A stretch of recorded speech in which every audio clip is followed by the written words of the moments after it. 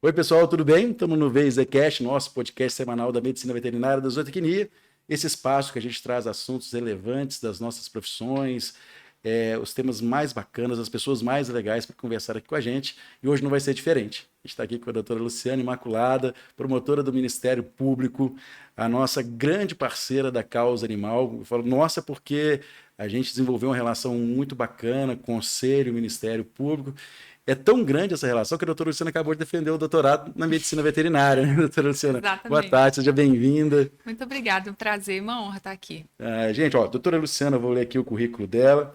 Ela é formada em Direito, graduada em Direito, mestre em Engenharia Ambiental, é promotora de Justiça, como eu falei aqui, do Ministério Público do Estado de Minas Gerais, e agora doutora em Ciência Animal lá pela UFMG, a nossa querida escola. E responsável, né, coordenadora da Coordenadoria Estadual de Defesa Animal, da SEDA. Doutora Luciana, que bom estar aqui conosco. Vamos começar. Eu sempre gosto de pedir para o pessoal contar um pouquinho da história, da sua trajetória, para estimular pessoas para servir de exemplo, né?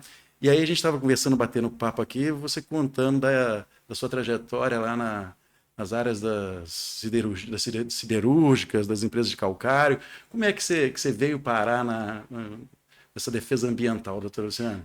Então, eu sou de Alpinópolis, uma cidade que fica no sudoeste de Minas Gerais, me formei em Passos e muito jovem, assim, né, cidade muito pequena e quando tinha um júri, era um evento na cidade, né, uma cidade pacífica, né, então sempre era um evento importante. E eu me lembro de assistir aos júris e tinha uma promotora de justiça, a doutora Cristina Bechara, e quando eu a vi fazendo um júri, eu pensei, eu vou ser promotora de justiça. Uma coisa da infância. Uma mulher maravilha dessa, assim, né? Exatamente, né? E eu acabei sendo estagiária da doutora Cristina, foi uma grande referência para mim no Ministério Público. Mas quando eu entrei mesmo no Ministério Público, eu atuei pouco na causa criminal, fiz poucos júris, né? Vi que não era ali a minha vibe, e fui para a área ambiental muito, muito jovem na carreira, né? Eu comecei a trabalhar em Bom Despacho como promotora do Rio São Francisco, e eu fui convidada para assumir uma posição de coordenadora em Divinópolis, na região do Alto São Francisco, que tinha essa característica de ser uma região produtora de cal, e também com muitas indústrias de siderurgia, e isso me levou a fazer um mestrado na época, né, na Universidade Federal de Ouro Preto. Havia um convênio do Ministério Público com a UFOB, através da Fundação Gorsex, e aí eu fiz a especialização e depois o mestrado nessa área, porque era o que me interessava muito na época, né? A gente tinha assim, um enfrentamento grande com as questões relativas à produção de ferro-gusa e cal, né, e processamento de cal. E depois, quando eu estava já em Formiga, por mobilização da sociedade civil, houve uma decisão do Ministério Público, da Procuradoria-Geral de Justiça, de criar um grupo especial de defesa da fauna. Né? Era uma referência técnica dos animais ali, que seguia um padrão já existente dentro do Centro de Apoio Operacional de Meio Ambiente, que era criar especialização dentro da especialização. Então, nós tínhamos lá as promotorias por bacia hidrográfica, mas coordenações específicas para temas que exigiam um pouco mais de atenção, que era o patrimônio histórico-cultural, habitação e urbanismo, e depois a questão dos animais. Com a criação desse grupo, eu recebi o convite para integrar o grupo, né? Era um grupo composto por membros e servidores do Ministério Público e que se reunia aqui em Belo Horizonte. Era um tempo assim que a gente não tinha aplicativo de comunicação, então tinha que vir mesmo, a gente trocava mensagem por e-mail e tal, para começar a entender como que a causa animal ela deveria ser analisada e defendida pelo Ministério Público. Até então, nessa época, nós atuávamos muito na defesa dos animais em seu conjunto, né? A defesa da fauna, pensando muito no valor ecossistêmico, né? Quais serviços ambientais esses animais prestam. Então, muito voltado para a fauna silvestre. Quando a gente pensava em fauna doméstica, dava uma bugada, né? Porque falava, mas tem função, não tem função? Era uma visão muito utilitarista, né? E com viés antropocêntrico. Diferente de hoje, né, que nós observamos aí um crescimento, né, das correntes que defendem os direitos dos animais e o reconhecimento por parte, né, do Supremo Tribunal Federal, da própria interpretação da Constituição Federal, de que cada animal por si mesmo, ele merece respeito e precisa ser considerado no seu direito, né, de não sofrer. Então, a partir da criação desse grupo, né, houve uma movimentação interna, uma mobilização dos promotores, chegando-se à criação da coordenadoria, né, e que hoje, então, atua em conjunto ou em apoio aos promotores e promotoras nessas duas perspectivas, animais em seu conjunto, né, que exercem funções ambientais, né, compõem o meio ambiente e no valor que cada animal tem, né, no seu interesse aí de não ser objeto de tratamentos cruéis. Isso é muito interessante, doutora Luciana. Eu tive uma situação, acho que eu já contei aqui no podcast. Fui na inauguração do Compost Barn, da Embrapa, lá de Cândido Tostes. Cândido Tostes não, de Coronel Pacheco, lá perto de Juiz de Fora. O Compost Barn é um galpão onde as vacas são criadas e colocam uma cama, que é serragem, de 1,5 m de altura. E aí, quando soltaram as vacas, estava a inauguração e tudo, o ambiente todo controlado, elas saíam brincando, igual bezerrinhos, pulavam, rolavam no chão e tudo. E aí depois disso, comecei a ver esse comportamento, né? A gente percebe isso em várias espécies, comecei a olhar isso mais, assim. E aí eu estava falando com meus alunos outro dia, assim, olha, eu ainda não sou vegetariano ou vegano, não, mas essa parte tem me pegado, assim, esse comportamento, uma coisa que a gente não prestava muita atenção.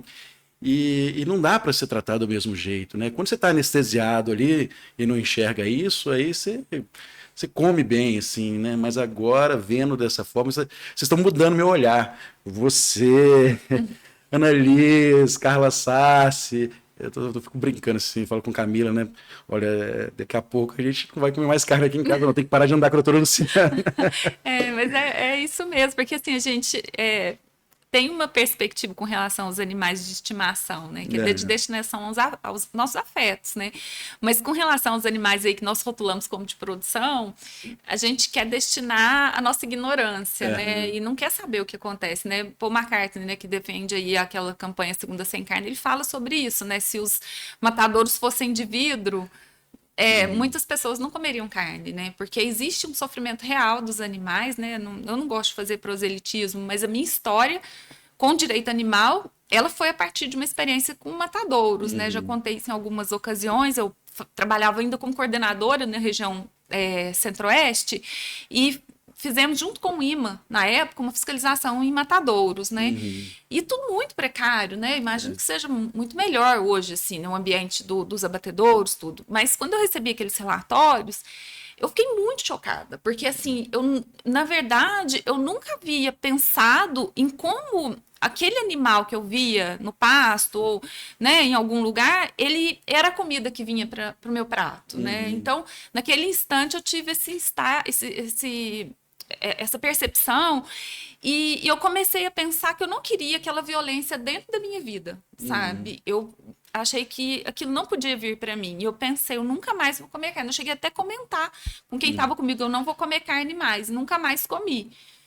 Por isso, assim, porque me chocou muito, né? Porque nós somos treinados, né? Desde muito pequenos, a fazer essa desconexão, né? Essa desconexão da comida com a gente, né? E, enfim, eu acho que o ser humano precisa revisitar isso, né? Em todas as áreas, né? Nós estamos, assim, cada vez mais desligados, né? Daquilo que é a nossa essência, né? A nossa alimentação, o nosso sono, né?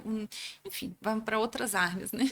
Mas teve uma situação também interessante, estava na roça lá com Camila e com meus meninos, Isabela. Acho que por isso que acho que a gente tem muita esperança. A Isabela tem 11 anos. E aí, aquele negócio de roça, foram lá e mataram um frango.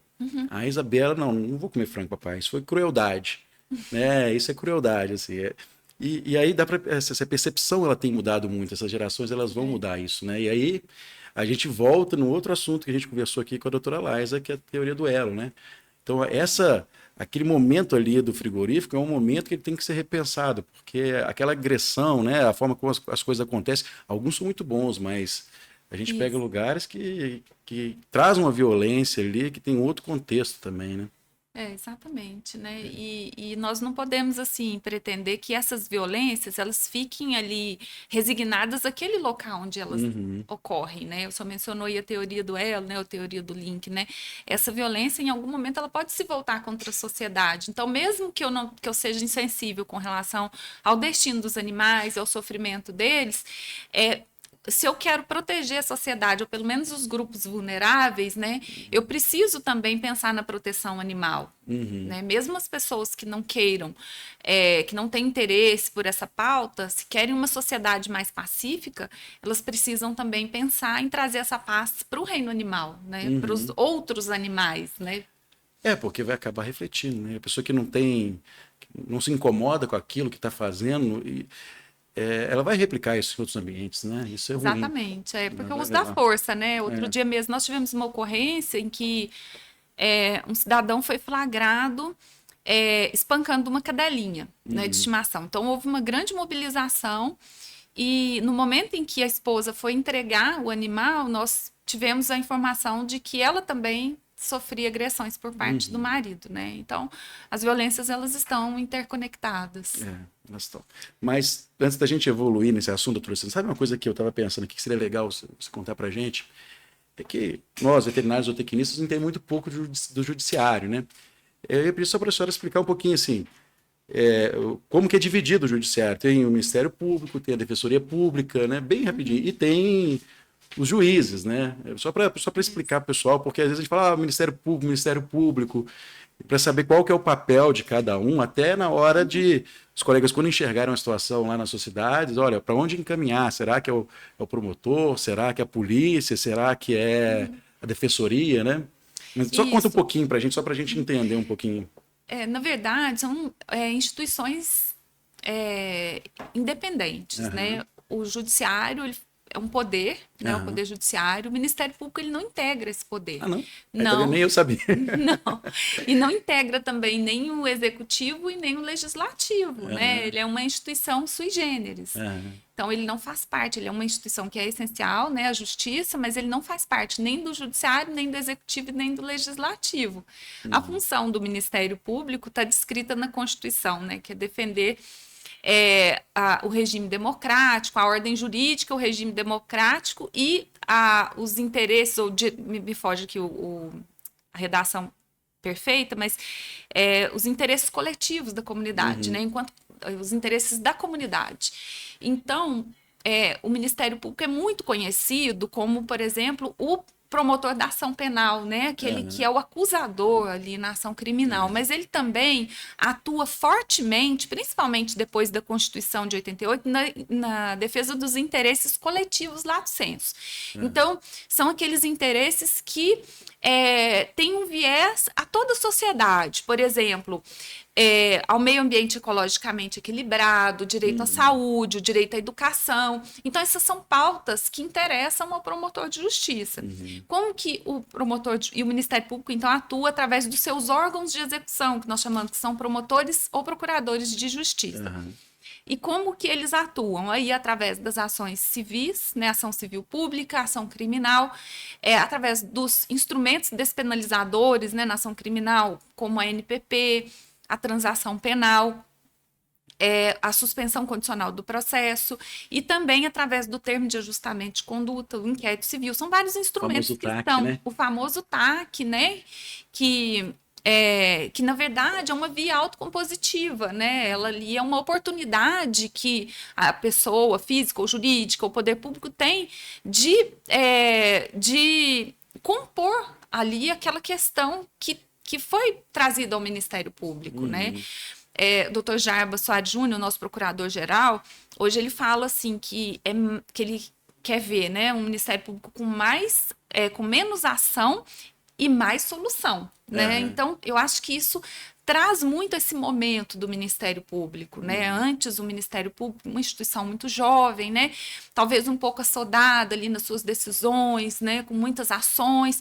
E com esse amadurecimento, né, nós observamos aí que as vias autocompositivas, né, as resoluções consensuais, elas trazem respostas mais rápidas, mais eficazes, né, e com mais chance de cumprimento, né? Então, porque todas as partes, elas têm condição de contribuir para a solução, ao contrário de quando nós entramos com uma ação e o juiz, né, que vai trazer ali uma decisão que precisa ser cumprida depois.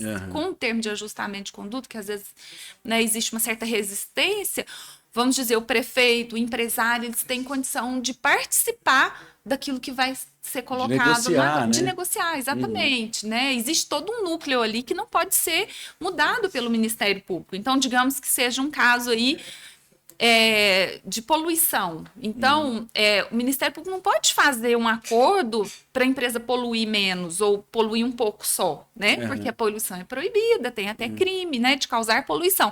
Mas ele pode compor ali com o empresário qual que é o prazo que ele vai colocar o filtro, que ele vai dar os tratamentos, ele pode compor a forma, né? Então o empresário vai dizer, não, esse filtro aqui é tão bom quanto esse, eu consigo colocar isso porque ele tem um preço melhor, etc. Então, tem esse espaço para esse diálogo, né?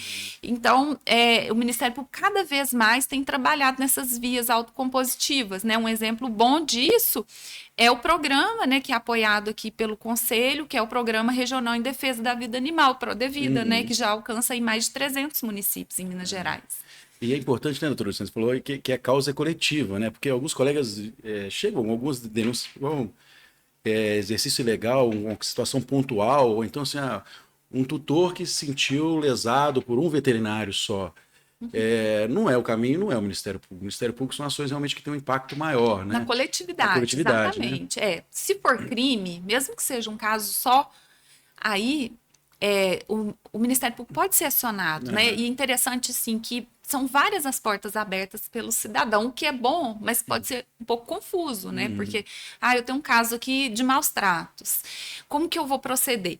Ele pode procurar a polícia militar, ele pode procurar a militar especializada de meio ambiente, a civil e o próprio Ministério Público. O Ministério Público pode ser a promotoria local, pode ser a coordenadoria, pode ser a ouvidoria. Então, ele tem muitas opções, né? O cidadão. Quando chega no Ministério Público, se for o crime, mesmo que uma pessoa só seja atingida, um animal, o Ministério Público vai atuar. Mas se for uma questão individual, patrimonial, aí o interesse não é do Ministério Público, né? E se for uma pessoa hipossuficiente, só mencionou aí o caso da Defensoria, ela atua, né, nesse recorte da população. Mas também o Ministério Público é o PROCON estadual, né? Então ele pode procurar o PROCON local, né? E às vezes, né, interessante isso, porque às vezes uma questão individual ela pode nos levar para uma questão coletiva. Sim. Eu acho difícil um caso que é individual puro, sabe? Porque geralmente as situações estão consolidadas, né? Estamos aí com uma operação de combate, né, a maus tratos animais em abate em curso. Avaliamos lá a falsificação de selo público, já constatado, né? Possível lavagem de dinheiro, processamento indevido de produtos cárneos, né? Crimes gravíssimos. E como que começa essa investigação? Ele começa com uma representação da proteção animal, porque um animal doente, um bovino doente, era transportado numa prancha de guincho de carro, sabe? Guincho, caminhão guincho. Então, eles colocaram o animal doente ali e amarraram. Né? A pessoa filmou. A protetora foi diligente, filmou, ficou atrás ali do veículo, filmou, conseguiu pegar a placa e tal. Eu poderia ter visto esse caso e falar um caso de maus tratos animais, né? E feito uma proposta de transação penal, né? Que a lei é bastante benéfica para casos em que animais maltratados não são cães e gatos, né? Passível desse acordo que chama transação penal. Não é crime, né? Mas é só para cães e gatos. Só para cães e gatos, né? Eles são só para cães e gatos. E aí, mas daí a gente já começou a pensar, né, junto com os colegas lá da comarca, mas quem está comprando esse gado? Para onde que vai esse gado? E a gente chega ali a uma organização voltada para essa prática de crime. Não era só aquele gado, né? Não era só aquela espécie animal. Era uma rotina, né? Nas empresas, nos levou aí a um cenário assustador.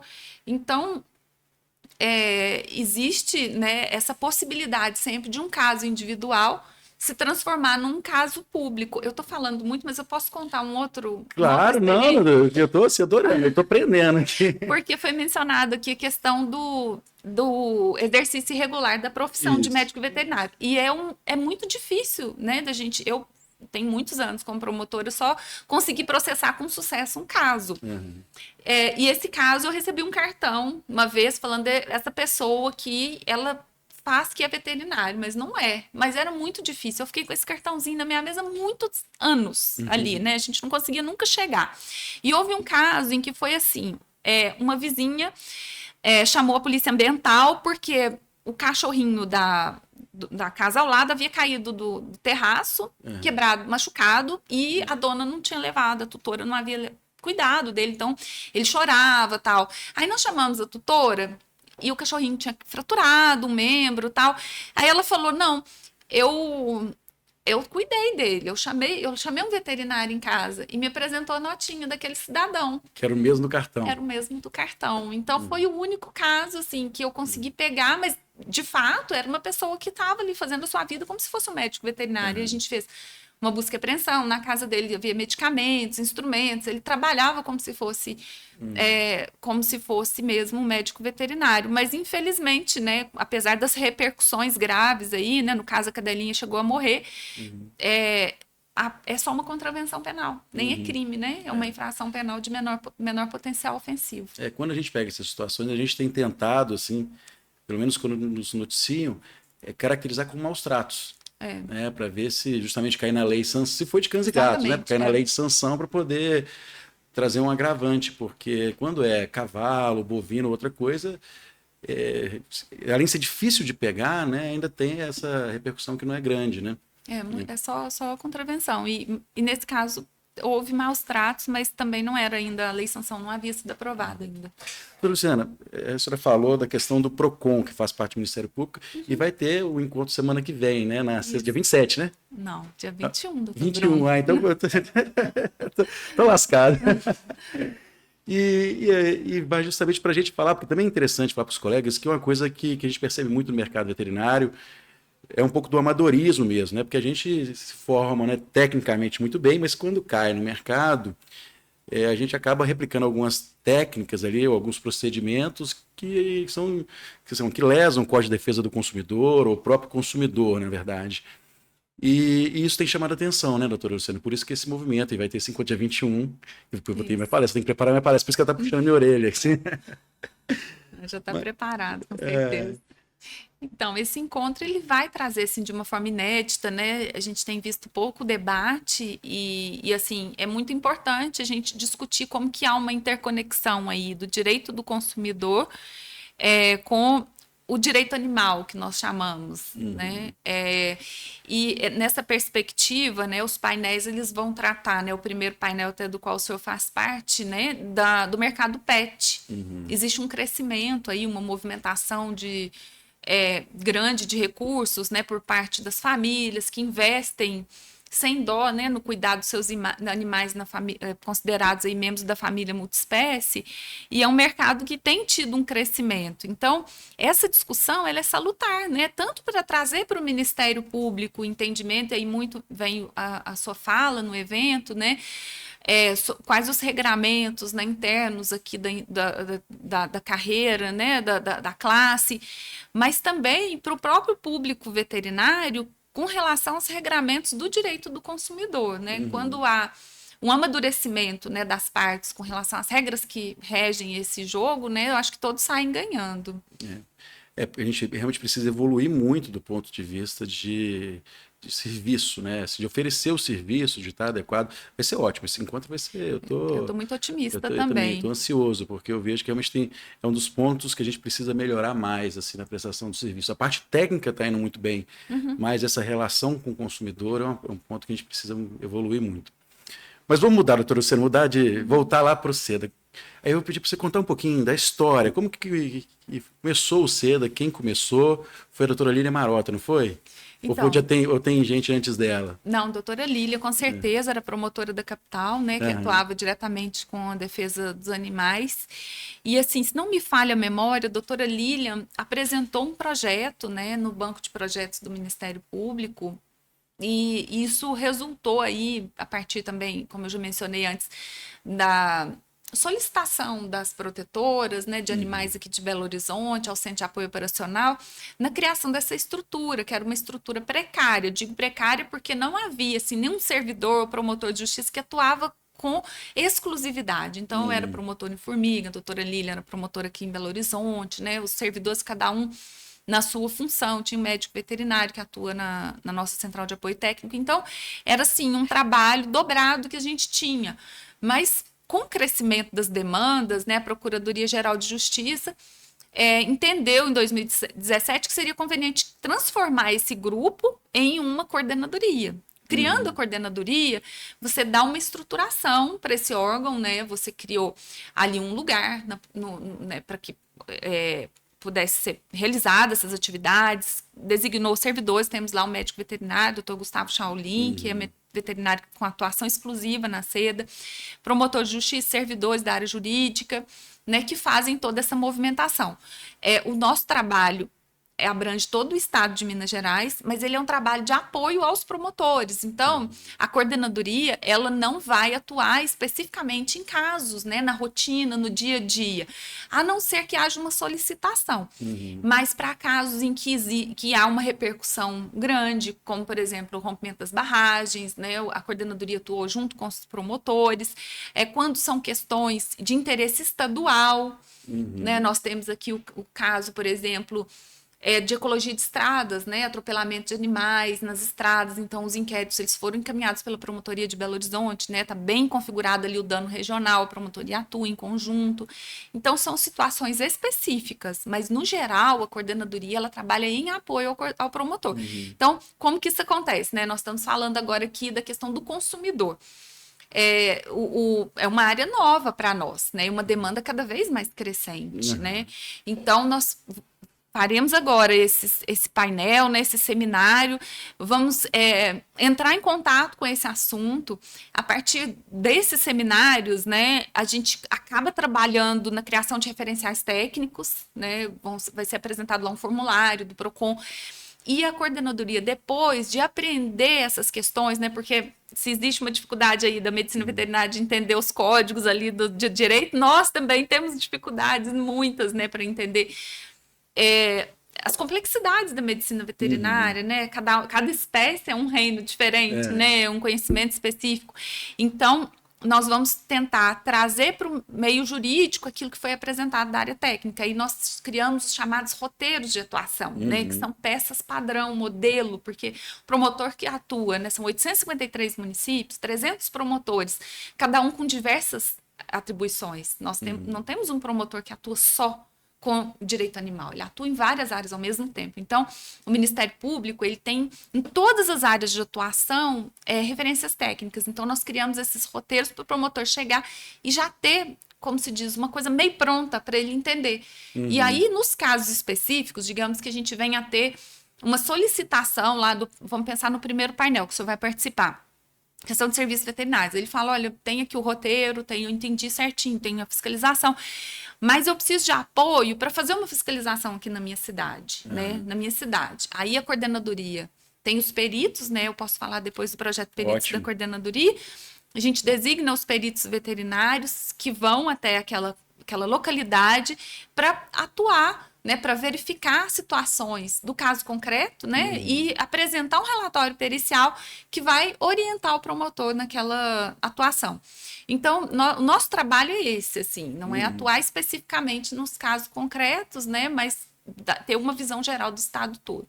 A senhora falou do programa de peritos. Como é que faz o pessoal participar? Porque eu tenho certeza que o pessoal, eu quero participar, e tem muitos colegas entrando, né? Muitos. Como é que é? É um chamamento? Tem uma capacitação? Isso. Tem um edital, né, que fica permanentemente aberto, né? Ele fica disponível na página do Ministério Público, depois, se for possível, a gente coloca o link. Claro. E os médicos veterinários podem apresentar o requerimento para se cadastrar como perito da coordenadoria. E são áreas específicas, né, que o edital designa. O pagamento dos honorários é feito pelo Fundo Especial do Ministério Público, né? O valor dos honorários já está fixado no edital. É feito também um pagamento do deslocamento e cada diligência o perito veterinário ele recebe os quesitos para resposta. Ele é direcionado para aquilo que é necessário, né? Então é importante que ele siga, que ele estude o procedimento, né? Ele recebe o procedimento antes e responda aqueles quesitos. Ele vai apresentar um relatório. E para favorecer esse trabalho, né, nós sabemos assim das dificuldades, né, que às vezes existem em trazer da área técnica para a jurídica aquilo que é relevante para o meio jurídico, né? Nós fazemos aí encontros, né, de aperfeiçoamento, contando aqui sempre com o apoio generoso do conselho, para nivelamento das informações, para poder esclarecimento de dúvidas, né? A cada 2 anos a gente tem feito esses encontros e hoje nós temos quase 40 peritos veterinários, assim. E toda semana é feito a gente faz uma consulta, né, para os peritos que têm interesse para determinado trabalho, e aí com a manifestação nós observamos, a partir da regra do edital, aquele que pegou por último. E aí aquele que vai ser o designado para fazer a perícia. E é interessante, né? Porque muitas vezes, quando envolve um colega veterinário, do tecnista acho que não teve nenhum caso, mas quando envolve um colega veterinário, vem para cá também, né? E aí é aberto um processo ético e tudo. Nós temos alguns casos assim. Né? Quando envolve algum profissional da medicina veterinária, seja em serviço público ou em particular, nós fazemos, a partir, né, daquilo que está no termo de cooperação técnica, né, da Procuradoria com o Conselho, um convite, né, para o Conselho, se tiver interesse de participar, porque aí nós, para além do olhar para o cível e para o criminal, né, nós temos aqui também uma resolução administrativa. Sim. Né? Então, é um trabalho assim, que é muito importante para a coordenadoria, né, porque nos alivia, no sentido assim, de saber também que o trabalho do profissional está sendo avaliado pela sua entidade classista, né? Então, de fato, assim, é um termo de cooperação que tem sido muito importante, né, para o nosso trabalho. A gente tem trabalhado muito junto, né? Muito. E outra coisa que vocês fazem lá que é muito legal são os materiais técnicos, né? Então, os termos de referência, né? Os manuais de manejo ético populacional, tem muitos manuais, né? Sim. Tem de esporo também, já tem, né? Tem de leishmaniose, esporo e acumulação, foi um guia. De acumulação. E tem um só de acumulação agora, que foi recém-lançado. Nós estamos programando lá com a professora Daniela e a professora Camila um seminário. Temos um que é de manejo populacional, né, voltado para os municípios mineiros, também em parceria com a UFMG. Temos um que foi feito com a Proteção Animal Mundial, mas mais para leigos, né, sobre a questão do manejo. Esse foi um dos primeiros. Temos conflitos de animais silvestres em áreas urbanas e outros, né, ficam todos abrigados aí no blog da SEDA, né, que é um site, defesadafauna.blog.br. E eles são, assim, de extrema importância para o nosso trabalho, né? Quando nós, em geral, né, segue-se esse movimento. A gente faz um seminário, né, a partir de demandas que nos são apresentadas pelos promotores, pela sociedade civil. A partir desse seminário, nós criamos essa referência técnica, que pode ser um guia, pode ser um manual, né, e depois, para uso interno, o roteiro de atuação. Então, esse material, ele de fato, assim, ele é de suma importância. Porque o direito ele não traz as respostas que nós precisamos, né? Assim, quando nós olhamos, vamos pensar na demanda que é mais apresentada na coordenadoria, questão de cães e gatos. Tem muito cachorro e gato na rua. Existe uma percepção do operador do direito de que essa é uma situação indesejável, né? Se você olha para o animal, ele pode estar sendo vítima de maus tratos, né? Você pode olhar que ele está atacando as pessoas, essa situação pode acontecer, pode ser um problema de saúde pública, né? Mas o que eu vou fazer com isso, né? Como que eu vou reagir a isso? E essa resposta quem nos traz é a medicina veterinária. Né? Então, por isso que essa aproximação, né, aqui com o Conselho, com o FMG e com a proteção animal, enfim, e outros aí, né, parceiros importantes, têm sido tão úteis aqui para que o nosso trabalho ele seja mais técnico, né? E tenha respaldo aí na literatura e não só na legislação. Doutor Luciano, outro ponto também, acho que foi o ponto que eu mais tive contato, pelo menos que depois daquela nossa conversa inicial, que eu vi uma atuação muito importante do Ministério Público, especialmente lá na época era a Coordenadoria Estadual de Defesa que era? Da fauna, Da fauna, CDF. CDF, da fauna, depois que virou específico para animais. Foi lá em Brumadinho, né? Isso. Lá foi uma ação, eu lembro, da doutora Annelise lá. A doutora Annelise, ela é baixinha, né? Com óculos, chegava assim e ela mandava aquele tanto de gente só correndo atrás para resolver, né? Aquela ação foi maravilhosa, assim, né? Eu lembro que assim, ó, o hospital veterinário tem que estar pronto em 48 horas. O pessoal deu seus pulos Exatamente. e Num resolveu. movimento assim de muita tristeza para o povo mineiro, né? Uhum. A existência de um núcleo especializado na defesa dos animais, eu acho que fez muita diferença, né? Fez. Porque assim, a empresa não estava preparada para aquela contingência, né? Claramente não sabia como resolver. Então, tivemos ali a presença, né, do Conselho, da UFMG, do GRAD, né, que foi essencial, que direcionou aqueles primeiros esforços, mas a responsabilidade tinha que ser da empresa. Então, nós tivemos ali a primeira experiência em Mariana, né, através do GEDEF, e depois em Brumadinho, e pedimos as recomendações. Eu estava de férias, né, só bem lembrou aí que a doutora Nelisa, que foi, né, esteve lá, se fez presente, né, pelo grupo, na força-tarefa do Ministério Público, e as recomendações, elas eram no sentido de que a empresa deveria recolher os animais, cuidar desses animais e depois destinar. Então, foram, assim, umas questões resolvidas de forma muito rápida, né? Porque a recomendação foi acolhida e depois nós chegamos a um termo de compromisso, né, com a empresa, resultando aí no recolhimento de milhares de animais que até Chegou, hoje acho, estão quase sendo 5 mil cuidados. animais, né? Chegou Sim, no auge, né? Quando tiveram aqueles alertas em Barão de Barão de Cocais, Cocais, Nova macacos, Nova Lima, Lima, né? né?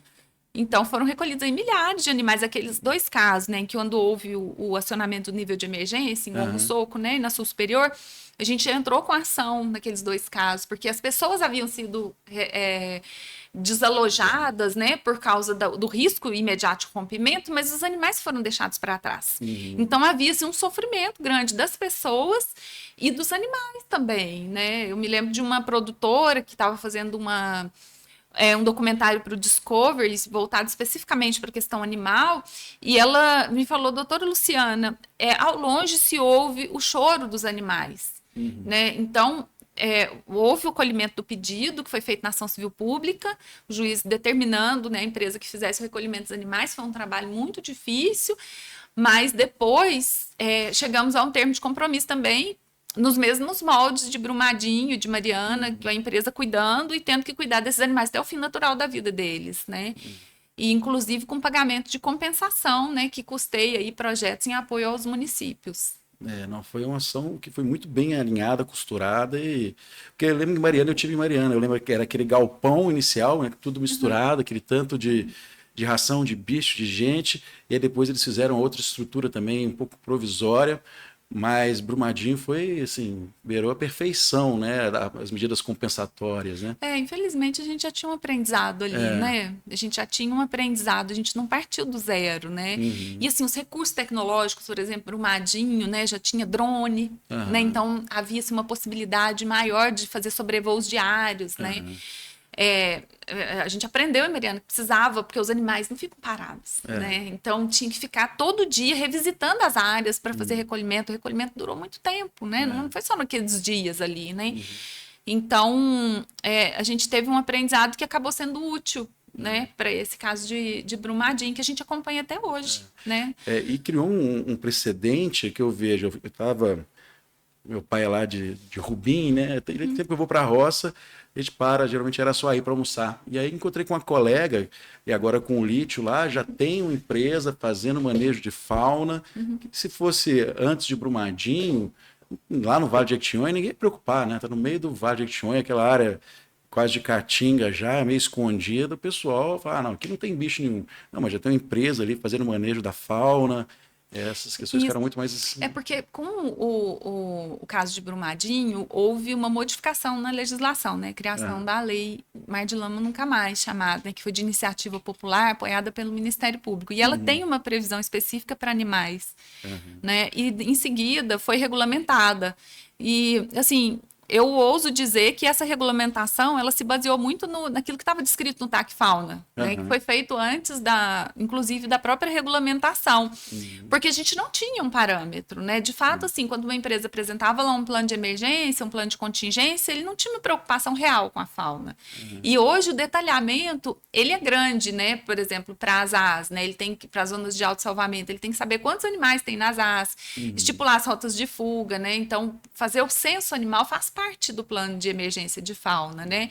E isso não existia antes. Então, mesmo as empresas novas agora de mineração, elas têm que apresentar esses planos, né? Seguiu-se a esse período aí, né, o TAC preliminar, essa preocupação com as demais empresas, porque a gente, da pior forma, a gente constatou que as barragens rompem. Então, se houver ruptura, né, existe um documento que vai orientar a empresa a saber como fazer. Né? Então, já é o resultado, né, desse trabalho que foi feito lá atrás. E me conta uma coisa, doutora Luciana, e mudando, agora indo para os cães e gatos. Antes disso, não, porque daqui a pouquinho a gente vai estourar a gente sempre estoura o tempo, né? É 1 hora, mas eu sei que a senhora tem compromisso, mas eu sempre eu gosto de dar uma polemizada, jogar um pepino no colo de quem eu estou conversando. E o mercado central? Né? Então, até o Otávio me mandou uma mensagem ali agora, olha, a gente está precisando fechar o inquérito, acabou de mandar, tá vendo o carro, tá vendo ali. Precisando ver os animais estão lá no Arnaldo e tudo, pronto, daqui a pouquinho eu já te respondo. E essa questão do mercado, você enxerga alguma perspectiva, você enxerga alguma perspectiva para a gente realmente acabar com esse comércio lá? Porque aquela ação foi muito exitosa, mas parece que já voltou parte do comércio, né? Então, porque foi uma ação de fiscalização, né? A ação civil pública, né, que o Ministério Público propôs através de 3 promotorias, de meio ambiente, saúde e consumidor, ela tem um fundamento na lei municipal que proíbe venda de produtos alimentícios para seres humanos onde se vendem animais vivos. Né? A interpretação da associação ali, que é o mercado central, é no sentido de que cada estabelecimento é uma pessoa jurídica, então que a proibição seria dentro de cada lojinha, com a qual nós discordamos, né? Porque nós não vemos, nós não vemos assim... pelas leis naturais aí, né, da biologia, enfim, possibilidade dos patógenos ficarem confinados, né, nos seus estabelecimentos, ainda mais que os animais ficam expostos no corredor, né, e as pessoas passam, né, e podem, enfim, né, mas a ação civil pública, ela aguarda julgamento. Essa fiscalização, ela foi feita no âmbito criminal, né, a partir de um procedimento investigatório criminal que foi deflagrado, que foi autuado pelo promotor da capital, e foi uma ação pontual. Né? Nós recolhemos mais de 700 animais em situação de maus tratos. Infelizmente, né, nós aguardamos a decisão judicial civil, né, para verificar, para entender, né, se vai haver continuidade ou não das ações, mas do ponto de vista do Ministério Público, é um comércio que não deveria existir. Porque, para além dessa questão dessa preocupação sanitária, nós temos ali uma certeza a partir de relatórios técnicos, né, que foram apresentados por todos os órgãos públicos, inclusive o próprio Conselho, de que não é possível que os animais eles tenham condições satisfatórias de bem-estar ali dentro daquele local. Né? Então, o ideal seria que não houvesse venda de animais vivos ali. Porque tem os 3 pontos que eu entendo como críticos lá.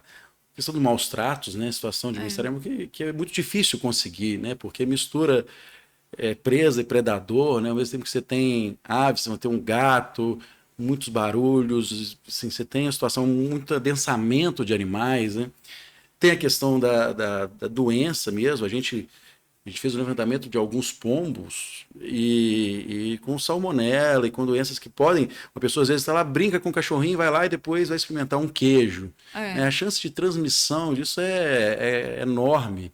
E aí vem o terceiro ponto, que é da imagem do próprio mercado, né? Que está vendendo a mineridade, que é o queijo Minas, que é aquele ambiente.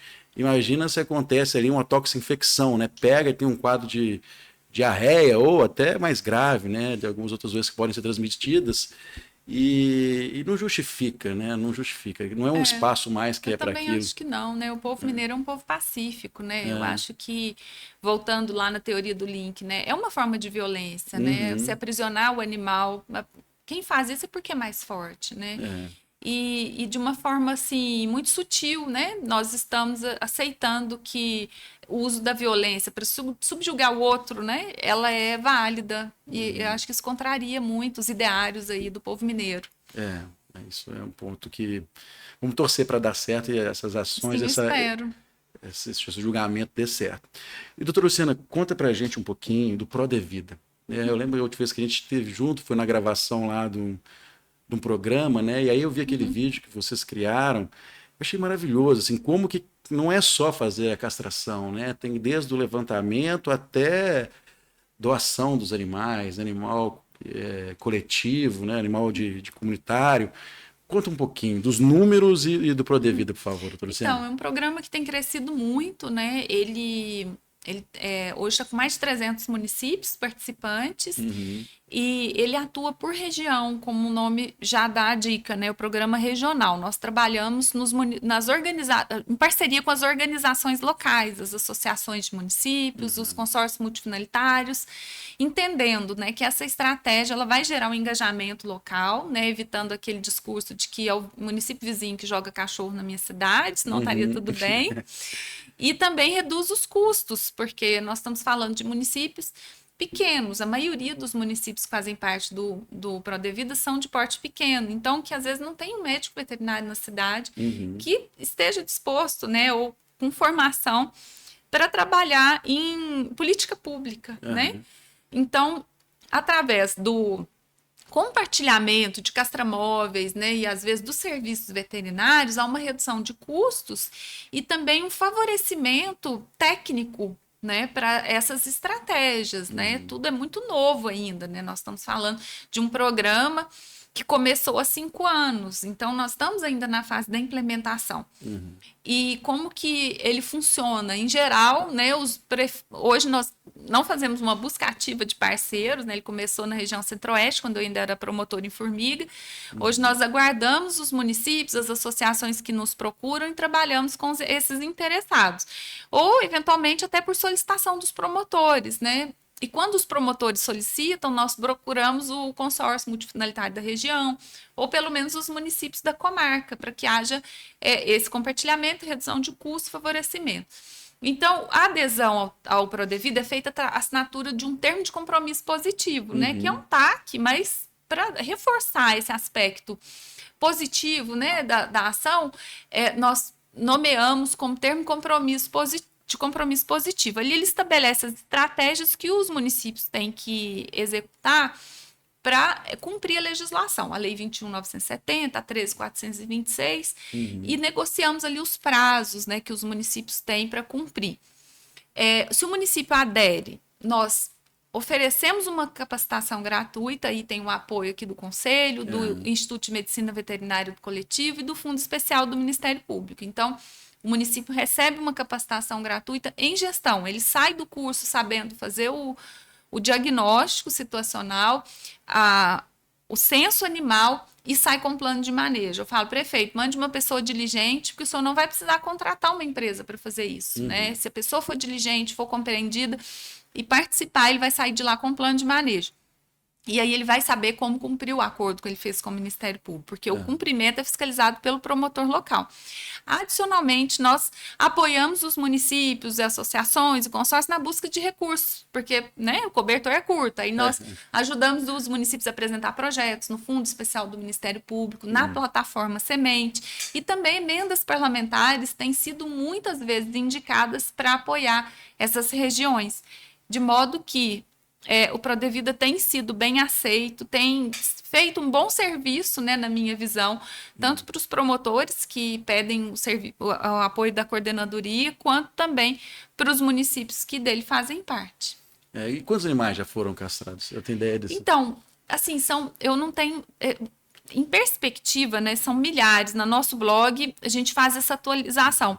Mas como a fiscalização é feita pelo promotor local, eu não tenho o número exato, né? A gente teria que compilar, né? Mas temos também, assim, projetos regionais. É sazonal, pode ser que o prefeito deixe de cumprir na pandemia, por exemplo. A gente já pegou o município que falou, na pandemia a gente não fez castração, não tinha condição de fazer. A gente entende essa situação, né? Então, não vou dizer aqui que todos os acordos são cumpridos, né? Mas o número é bem expressivo. Estamos movimentando o mercado da medicina veterinária. A senhora tem mais 5 minutos? Tenho, estou à disposição. Conta pra gente como é que foi o doutorado da senhora. Como é que... Então... que aí a gente finaliza com isso, porque você ainda está fresco na sua cabeça. Então, eu vim dessa experiência, né, da escola de engenharia, já tinha feito mestrado, e quando eu via, né, assim...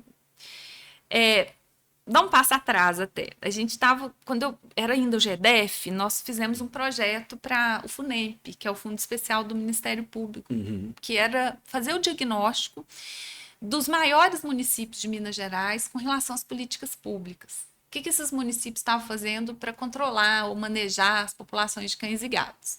Aí conseguimos lá um contrato, o Ministério Público abriu a licitação e tal, e chegamos a esse contrato.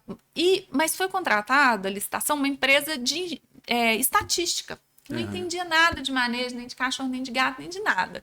Quando eu vi aqueles relatórios, eu falei, gente, isso não vai servir para o que a gente quer, né? Que é entender, assim, o que eles estão fazendo, de fato, e o que tem que fazer, né? Daquela eterna busca, né? Pela compreensão da área técnica.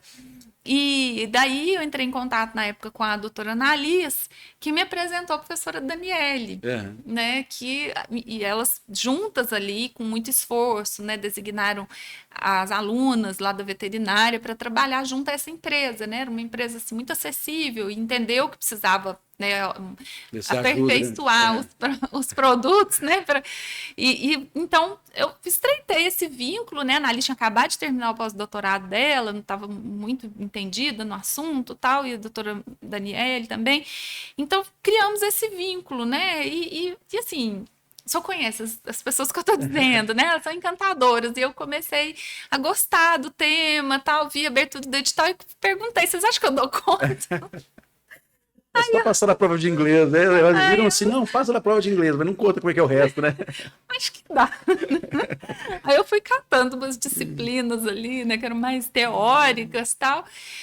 E foi ótimo, assim, né? Para o meu desenvolvimento, porque... a escola, ela tem um ambiente, assim, muito favorável, muito acolhedor, né? Eu era uma pessoa de fora, mas eu vi o esforço que todos tinham para me trazer para dentro, né? Assim, para me sentir parte. E construímos boas coisas ali, o manual de acumulação foi uma disciplina, né? Até na zootecnia ali, o professor Ítalo abriu uma disciplina para a gente escrever o guia de manejo de galos, de rinha. E as matérias, as disciplinas que eu cursei foram de grande importância para o meu aprendizado, né? Eu vi como que a medicina veterinária assim, tem um espectro amplo de aplicação, né? Não é só uma profissão que olha pro animal, né? Para a clínica, que a gente associa muito, né? Uma visão mais limitada, comum, né? Da gente que é leigo, né? E eu vi como que tem assim, um viés de saúde pública, isso me interessou muito. Então... eu me esforcei, né, para estar ali, não foi fácil, né, porque assim, trabalhando com criança pequena e tal, mas eu achei que foi um período muito produtivo para mim, cresci como profissional e também como pessoa, né, em poder ter o contato aí com umas pessoas tão maravilhosas, né, como a professora Daniela, a professora Camila, a Annalise, né, que fizeram parte do meu comitê. Então, eu estou muito grata de ter tido essa experiência, essa oportunidade. Foi um presente mesmo que eu recebi. Que ótimo. Mas chegamos nossa hora. Para variar, a gente estourou o tempo, né? Sempre, né? Mas, doutora Luciana, eu quero te agradecer pela abertura inicial alguns anos atrás. Eu já vou, depois a gente vai agendar. Eu tenho reunião ali que eu estava esperando você defender o doutorado. Está todo mundo esperando, né? E algumas pautas para a gente conversar depois. E muito obrigado por estar aqui. É muito importante essas informações para os colegas. Os colegas têm que enxergar, além da clínica, né? O que tem de bacana que está acontecendo, o que a gente tem feito de legal.